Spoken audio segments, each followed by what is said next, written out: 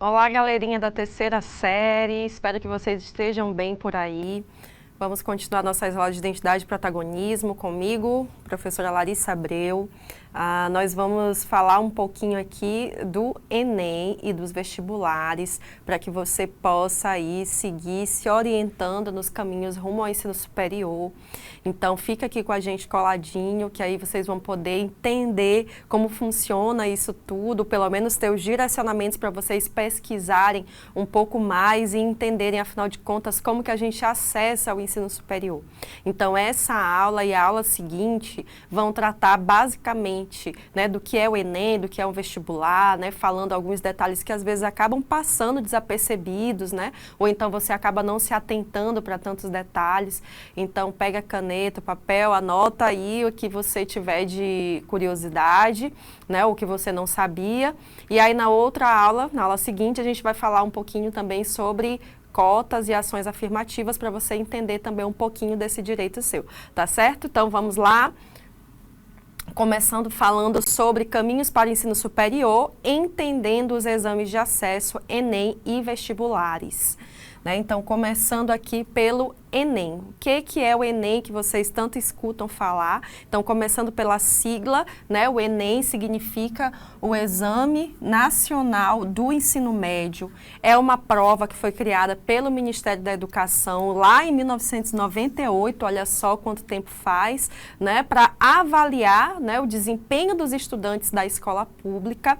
E aí, antes, a prova servia basicamente para isso, ela não era usada para acesso ao ensino superior, ela era um exame para verificar como é que estava o andamento da aprendizagem dos estudantes da escola pública, para poder usar os dados para implementar políticas públicas em educação mais refinadas, né, que tivessem mais a ver com as demandas e necessidades da nossa juventude. Então, olha só, desde 1998 já tem aí 25 anos, né, na verdade 26 anos de Exame Nacional do Ensino Médio, e aí em 2004 é que passou a ser porta de entrada para o ensino superior no Brasil. Então, primeiramente, o Enem passou a servir aí como entrada para o ProUni. Eu ainda fui uma dessas estudantes que lá em 2007 fiz o Enem como estudante de escola pública, e aí eu utilizei para entrar numa universidade particular na época, através do ProUni, e a gente vai entender também esse programa na aula seguinte.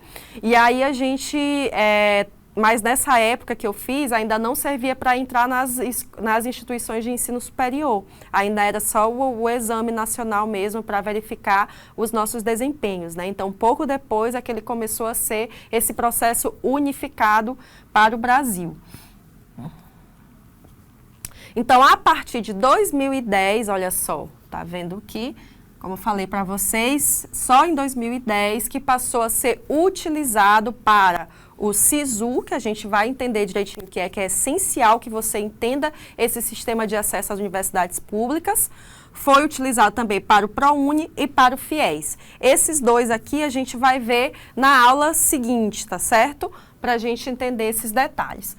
Por enquanto, a gente vai falar um pouquinho sobre o que é o Sistema de Seleção Unificada. Então, quando você ouvir essa palavra, essa sigla SISU, você já sabe que é o Sistema de Seleção Unificada.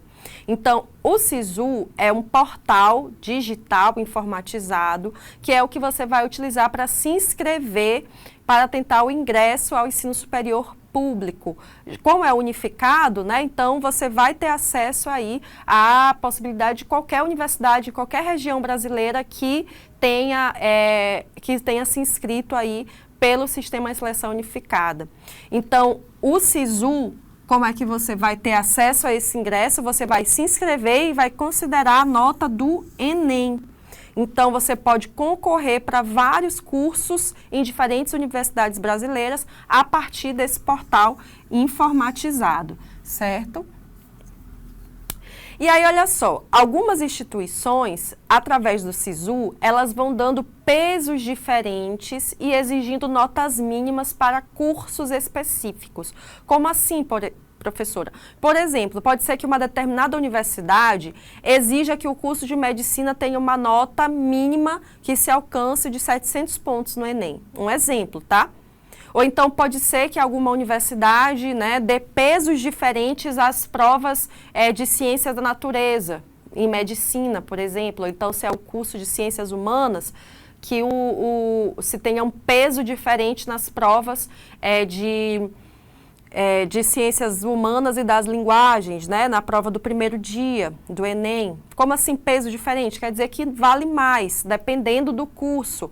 Mas não necessariamente as universidades são obrigadas a fazer isso. Elas podem fazer essa diferenciação numa tentativa de fazer uma peneira maior dos estudantes, certo?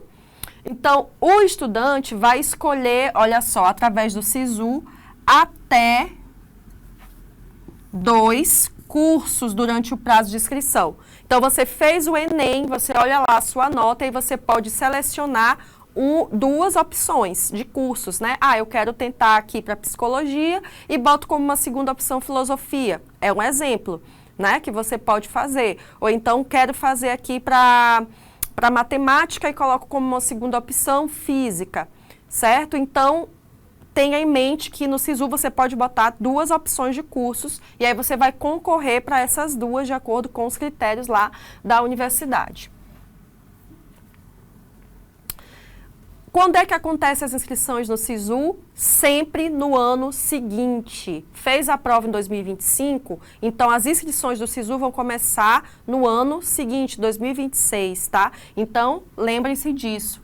Fiquem de olho, realizou o prazo de inscrições é sempre no ano seguinte à realização da prova do Enem. Então, se você fez agora em 2025, 2026 vão começar as inscrições.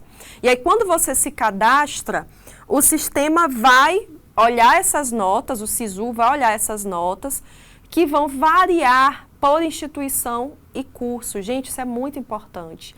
Você entender que o SISU é uma seleção também dinâmica, né? Olha só, vai variando por instituições e cursos e vão tendo diferentes médias de corte também de acordo com as pessoas vão se inscrevendo nessa seleção, certo? Então, por isso é tão importante verificar o tempo que você se inscreveu até o momento de sair o resultado, você pode ir verificando aí como é que tá as suas chances de passar a partir da sua nota, né? E a partir do número de vagas que uma universidade oferece. Então, você pode ali ficar olhando essa dinâmica, essa variação. É quase que uma bolsa de valores, tem que ficar de olho.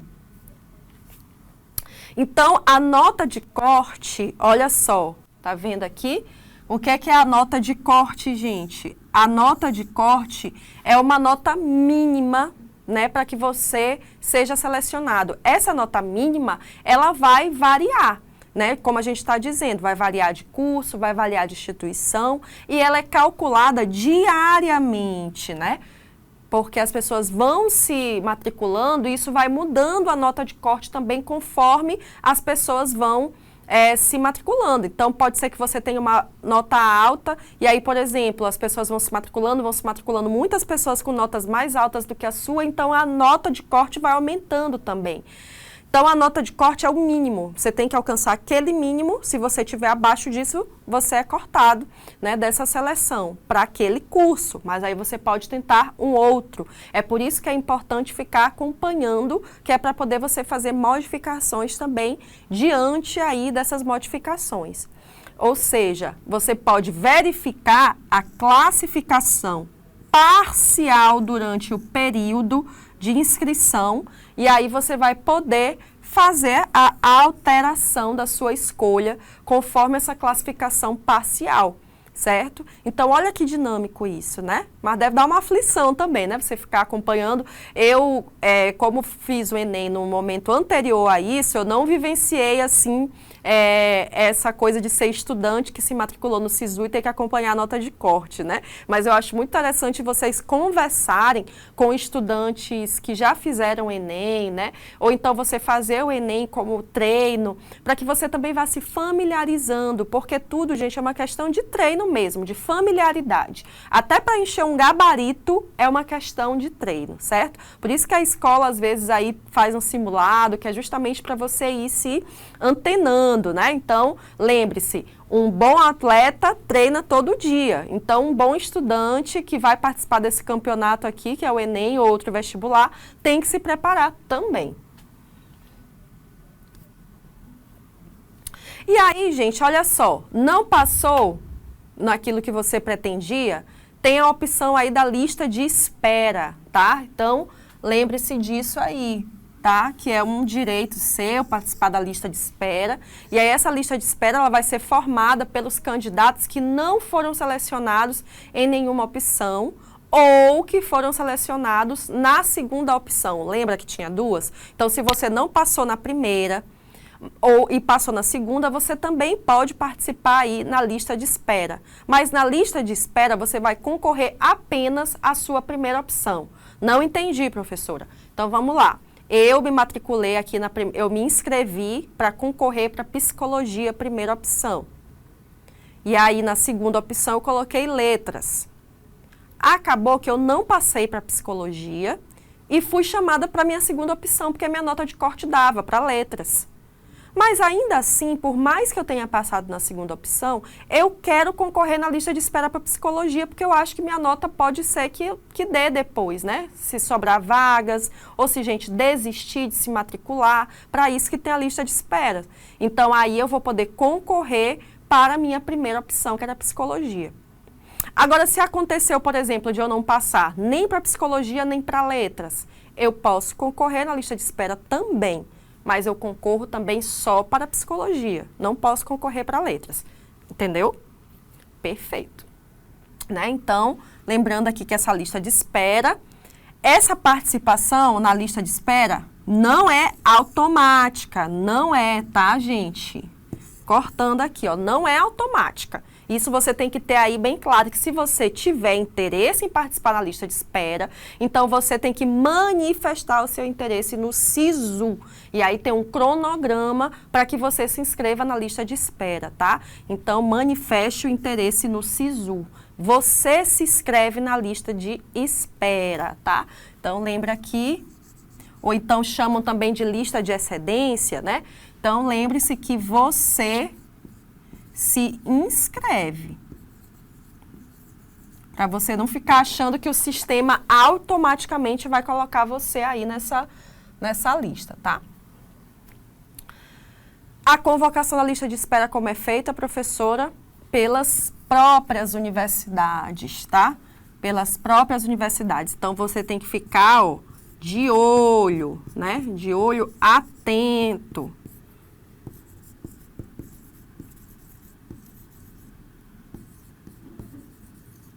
No cronograma, tá, gente? Não esqueça disso. Porque aqui não vai ser mais o cronograma do SISU. Aqui é um cronograma das universidades, tá? Então, lá onde você se inscreveu para a sua lista de espera, quem vai fazer a convocação, se foi na UFMA, se foi na UEMA, cada uma vai ficar responsável por fazer essa convocação. Então, você tem que estar de olho no cronograma e no site dessas universidades. Beleza? Ótimo. Então, não perca aí essa dimensão. Quem pode participar do SISU? Todo mundo pode? Não. A gente tem regras e critérios aqui para participar do SISU. Então, o primeiro deles é ter concluído o ensino médio, tá? Você tem que ter feito a prova do Enem mais recente, tá ali no plural, mas não é no plural, é a prova do Enem mais recente, ou seja, você tem que ter feito a prova do ano anterior, tá?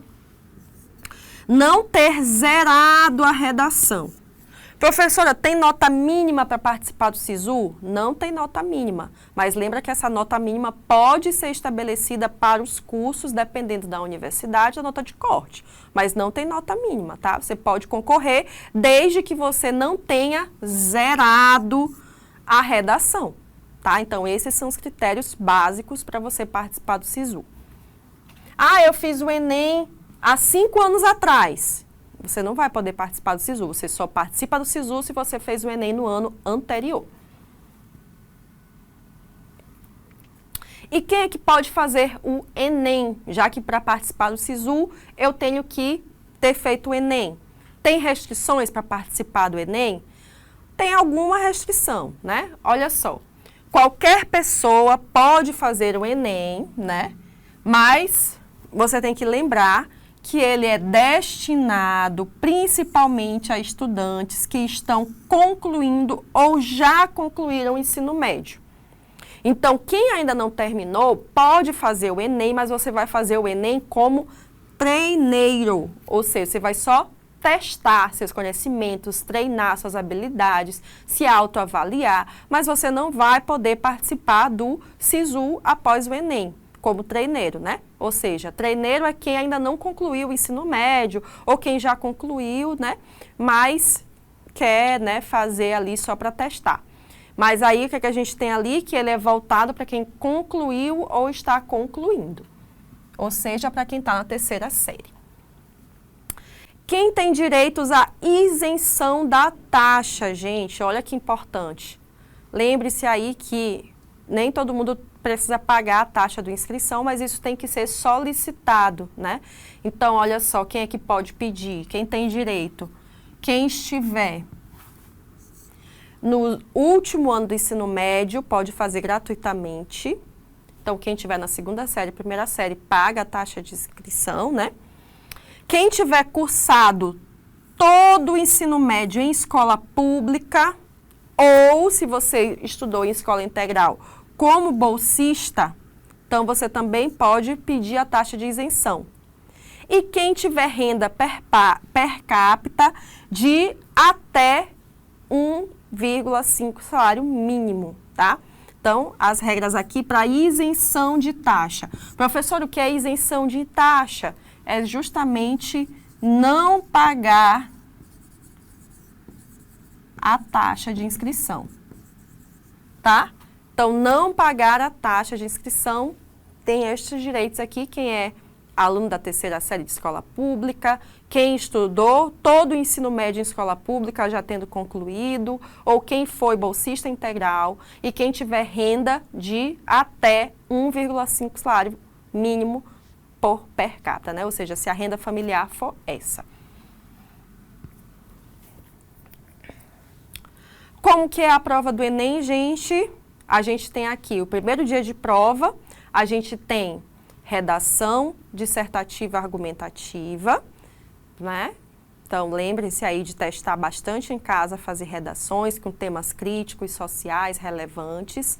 Nesse primeiro dia, a gente tem a prova de linguagens e códigos, né? Então, a gente tem aí português, literatura, né? Língua estrangeira. E a gente tem também aí ciências humanas, história, geografia.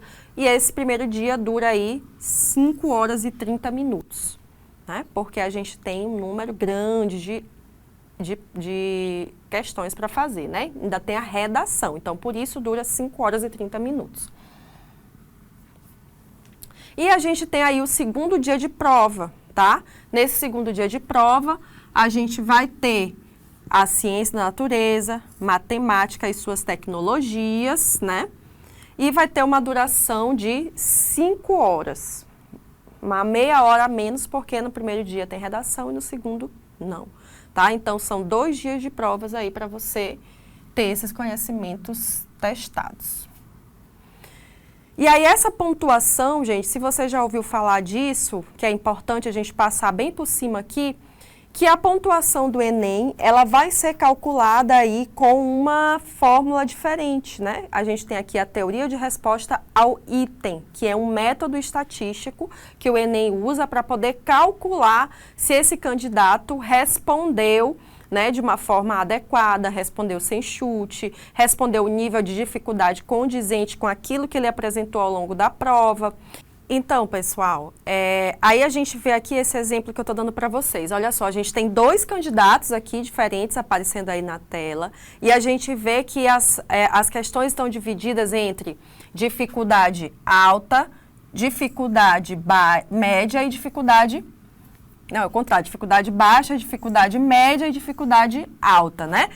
Aqui são 2 candidatos que, hipoteticamente, a gente falando aqui, bem hipoteticamente, acertaram 18 questões, tá? Isso aqui é só um exemplo.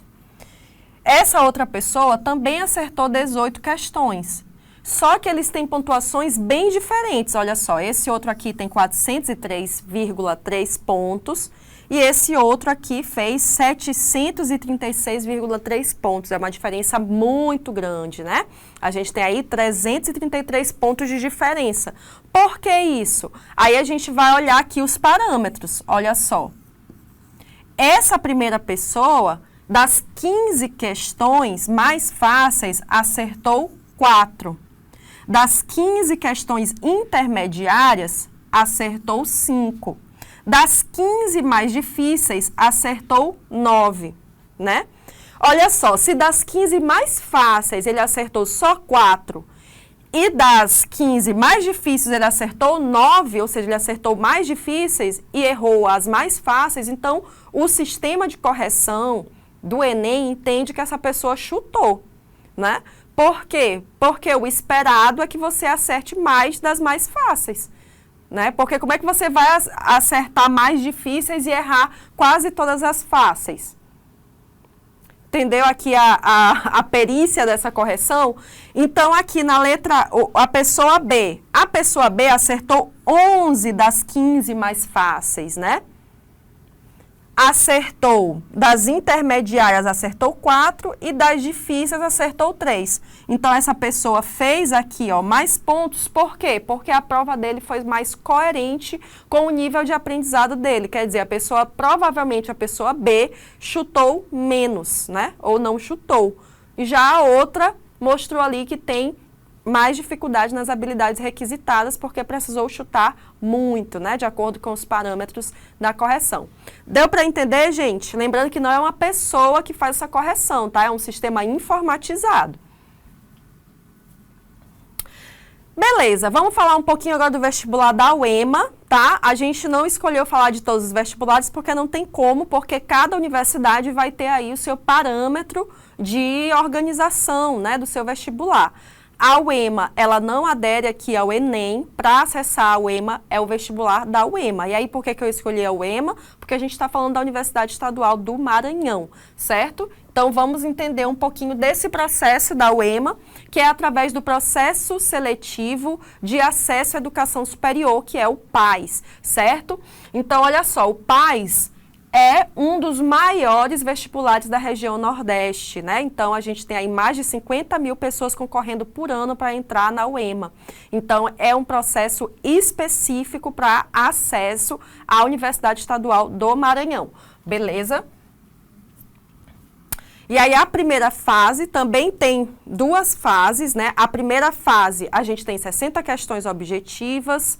A segunda fase, a gente tem 12 questões discursivas com o conteúdo dessa disciplina, né, que vai ser escolhido para o candidato para a produção de uma redação, tá? E aí, a UEMA também costuma cobrar obras literárias. Por exemplo, no ano de 2025, a gente teve aí como provas, como obras literárias, né, a gente teve aqui Romanceiro da Inconfidência, da Cecília Meirelles, Casa de Pensão, do Aloysio Azevedo, e Manuelzão e Miguelinho, do Guimarães Rosa.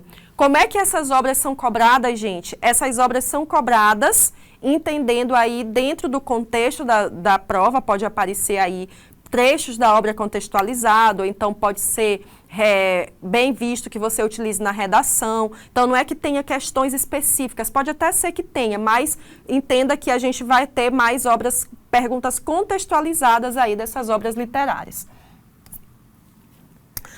Também temos aí o curso de formação de oficiais, que é o CFO, né, que é um processo também utilizado para acesso da formação de oficiais Corpo de Bombeiros, né, e também da Polícia Militar do Estado do Maranhão, que você pode fazer a partir do sistema da UEMA, certo? E aí depois, caso você seja aprovado, o CFO ainda tem outras questões, como teste de aptidão psicológica e física, tá? Então, isso para você entender que a UEMA também oferece aí um acesso possível através do seu sistema específico, né, que é o PAS, e que é uma oportunidade do nosso estado para você acessar o ensino superior e que tem outras diretrizes diferentes do Enem, tá certo? Então, espero que essa aula tenha te ajudado e a gente se vê na próxima.